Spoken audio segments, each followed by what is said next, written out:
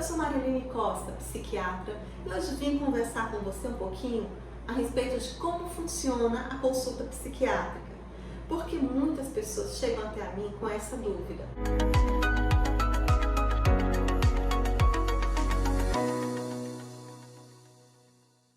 A consulta psiquiátrica é diferente da consulta dos outros especialistas médicos. Mas por quê? Porque os outros especialistas médicos, eles trabalham com coisas mais palpáveis. Então, eles solicitam alguns exames, fazem algumas perguntas e conseguem chegar a um diagnóstico com um pouco mais de facilidade. Já a consulta psiquiátrica, ela é muito complexa. Ela é baseada no relato do paciente, na história de vida do paciente, naquilo que o paciente conta. Na história de vida não só dele, mas também dos familiares deles, dos consanguíneos. É uma consulta longa, demorada, minuciosa, onde o médico vai perguntar detalhadamente toda a história da vida daquele paciente, como começaram os sintomas, antes mesmo dos sintomas, como era o comportamento, a personalidade, como foi a sua formação familiar. Todas essas perguntas vão fazer parte do nosso repertório.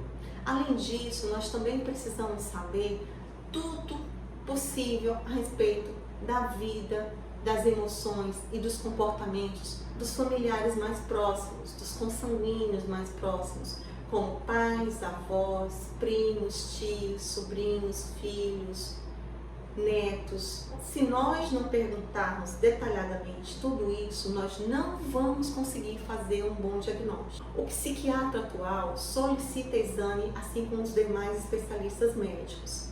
Nós solicitamos exames de imagem, exames elétricos e exames de laboratório. Muito mais para descartar algumas hipóteses diagnósticas e para confirmar determinadas doenças.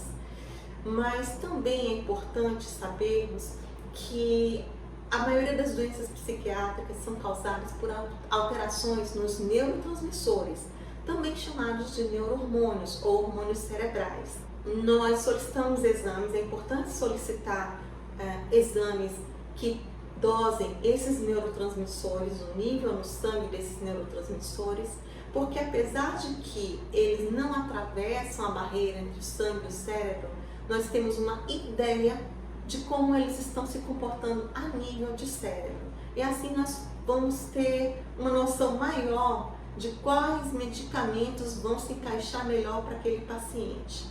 Bom, isso não é uma regra, isso é uma tentativa de chegar a uma medicação mais adequada já na primeira consulta, já na primeira avaliação, digamos, quando logo tivermos o resultado desses exames. Por quê? Porque diferente da clínica geral, por exemplo, onde o médico solicita um exame, verifica que é uma determinada bactéria que está causando aquela infecção e prescreve um antibiótico específico para aquela bactéria, na psiquiatria isso não existe. Nós sabemos, por exemplo, que um paciente tem ansiedade, ou que ele tem depressão, ou que ele tem transtorno obsessivo compulsivo, mas não sabemos exatamente qual é o medicamento ao qual aquele paciente vai ter uma boa resposta. Por isso, muitas vezes o médico tenta um primeiro medicamento, não funciona, tenta um segundo, apenas no terceiro é que vai ter uma boa resposta. Precisa existir muita paciência, tanto da parte do médico quanto da parte do paciente. E o médico precisa ser muito claro com o paciente a respeito disso, de que nem sempre o primeiro medicamento vai surtir efeito e tem que se tentar outro. Não adianta ficar mudando de um médico para o outro, porque com todos eles vai ser dessa mesma forma. Às vezes acontece de um resultado excelente logo na primeira medicação, às vezes acontece que na primeira semana o paciente já liga dizendo: doutor, estou me sentindo bem melhor. Acontece. Então, assim, é importante que tanto o médico quanto o paciente tenham isso em mente, que não vai ser necessariamente na primeira medicação, mas que tem que ter um pouquinho de paciência. A grande maioria da população, em algum momento da vida, precisa de um psiquiatra.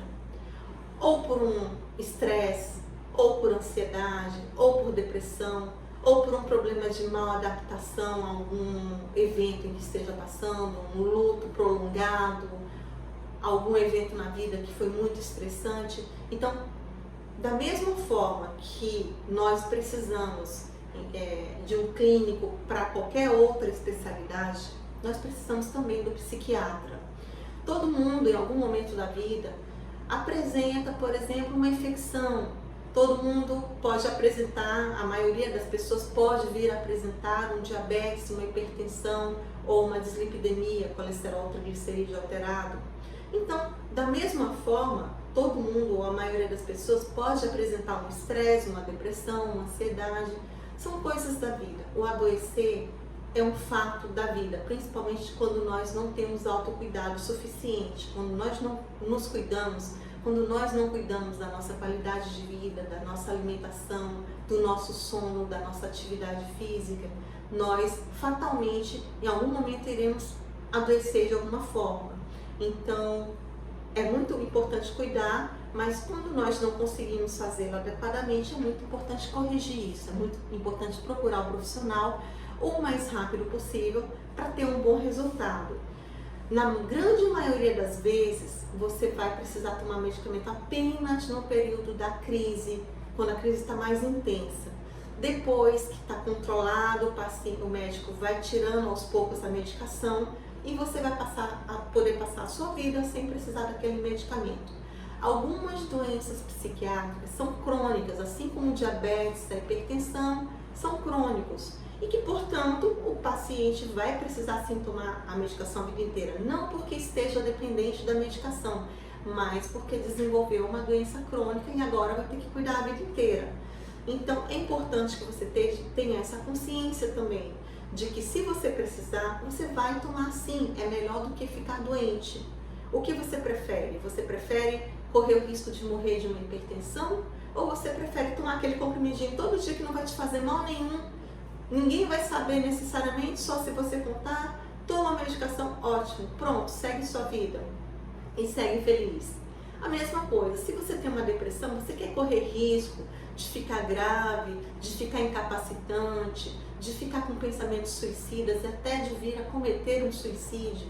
Ou você prefere tomar a medicação e seguir sua vida feliz?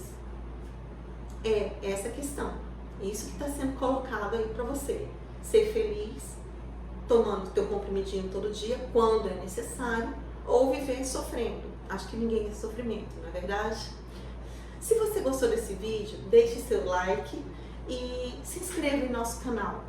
E se você tiver qualquer dúvida, pode deixar seu comentário que eu vou responder. Tchau, até o próximo.